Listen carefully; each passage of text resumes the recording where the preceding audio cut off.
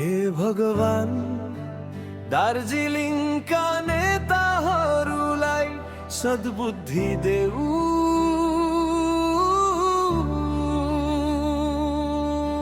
फुटेर होइन जुटेर मात्रै समस्याको समाधान हुन्छ, यो बुझाइदेऊ।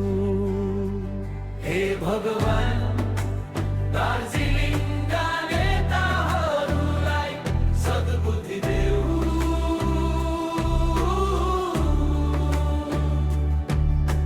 स्वार्थ भन्दा माथि उठाई जनताको आशा पूरा गर्ने यो शक्ति देऊ।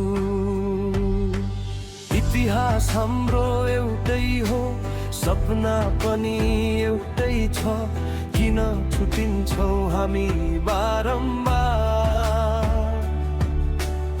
आफ्नै हातले किन बनाउँछौ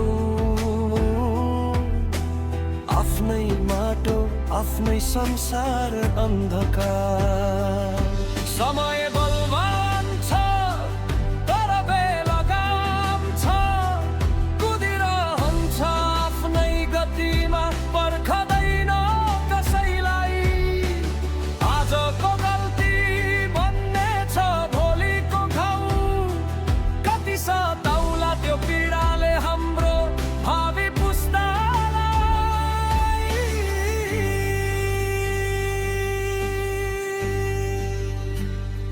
सपना अधुरा छन्, आवाज पनि थाकेको छ, तर आशा झै मरेको छैन। यदि हातमा हात मिल्यो भने यो सङ्घर्ष कहिले अधुरो रहने छैन। हे भगवान, दार्जिलिङका नेताहरूलाई सद्बुद्धि दे।